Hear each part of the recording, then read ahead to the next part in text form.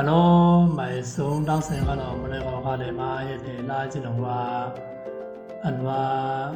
เพชรพวกเขาที่สิเรียงอะไรอยู่นั่นเลยกันเนาะจาก15 วันเขาได้ไล่เขาป่วยวันที่ในเพชรพวกเขามีทีหนึ่งนะครับเนาะเขาขาวันนักสุดเขามาดีเพชรพวกของกันเนาะ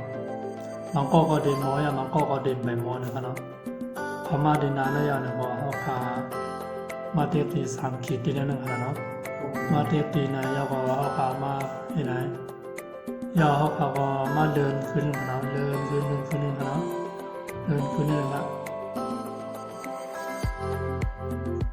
พอเดินขึ้นมายาวว่ามันได้มีที่การตั้งค่าที่นี่ขนาดพอเป็น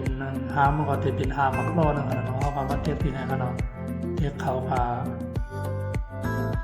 มันก็ดีมอมันก็ดีไม่มอขนาด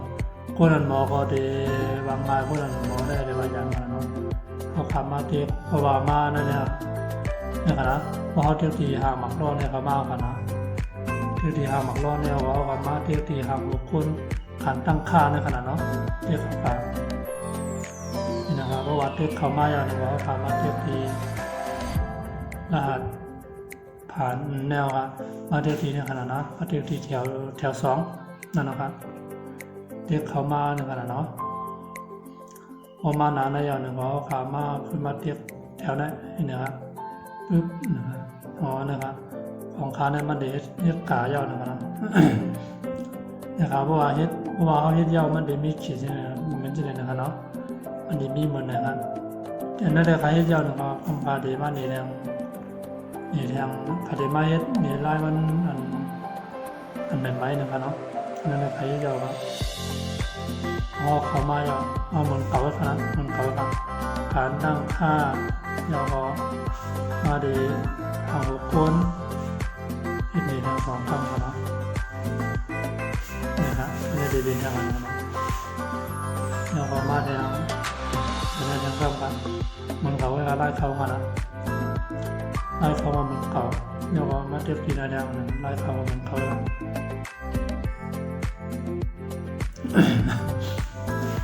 ว่ามันทำไปได้ยังไงมันเด็ดเป็นขนาดนั้นนะนี่นะมันเด็ดแต่ประเด็นนี้ยังไล่ขาดเนี่ยครับเพราะเหมือนในทำไปได้ยังไงขนาดนั้นเอาได้มากคุยให้มันเป็นสีเขียวมันจะได้ขนาดเอาเด็กเขาคุยนะว่าเขามาเตี้ยนี่นะครับเตี้ยนะครับเตี้ยนะครับอยากขอเอาขามาเทียบพันดูนะให้เป็นสีเขียวนั่นขนาดเนาะเทียบปิ๊บนี่นะครับที่ในมันเนี่ยบนเดจังบนเดมันเขากำมาที่เขาหนักนั้นบนเดขนาด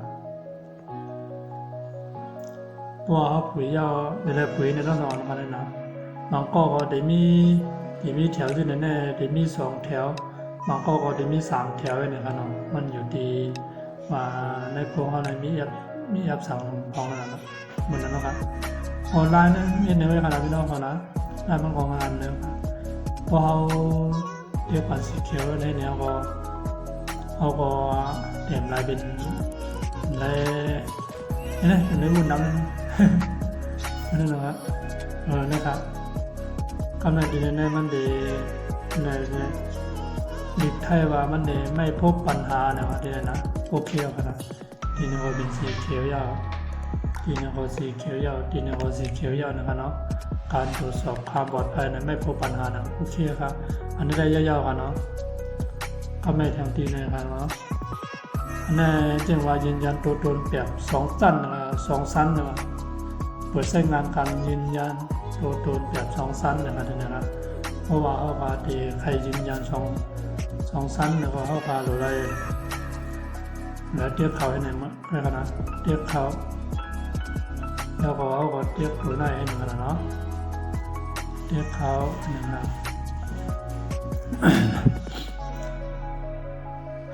อันนี้ว่าเขาได้เลือกวิธีอะไรนะเขาได้เลือกไล่มันถึงขนาดเนาะอันนี้มันได้ส่งแสดงว่าส่งรหัสเท่านั้นนะเพราะว่าเขาได้ให้เป็นส่งมาตั้งหมายพวกแล้วก็เทียบแถวไหนมันจะว่าเอาแค่สแกนคิวอาร์คนเขาเทียบตัวได้นะครับเนาะเขาจะตามเทียบด้วยแถวได้นะครับเพราะว่าเอาเดียวแถวได้ก่อนเ เอาความมาเทียบกันหนึ่งการหนึ่งนะทำเลยครับนะครับเอาความมาเทียบกันเลยนะครับเอาไปย้ำเทียบกันนะเทียบครับ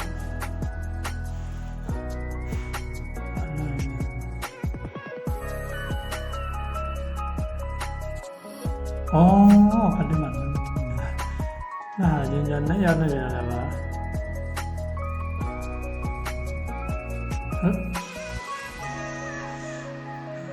ว่าแล้วว่าน่า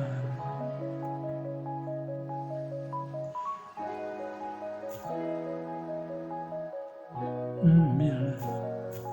ทีนี้เราทำอย่างนี้เราทำนั่นนะทีนี้นะคาเดียมใจหมายพุ่งอ่ะนะคาเดียมไปใจหมายพุ่งอ่ะขาดใจจิ้มมิ้วไว้อ่ะนะเนี่ยเขาเฮ็ดไว้2 แถวเนี่ยอะไรกันนะแถวนั้นในสุดนั่นแหละแผงให้เขาเฮ็ดแผ่นให้เฮ็ดเราเรียกแต่นั่นนะเอาใจวานกันนะเนาะ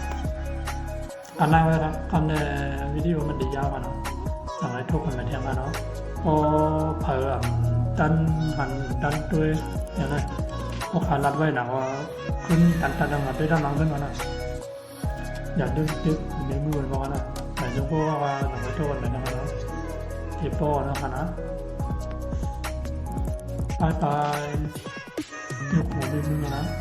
พี่ครับ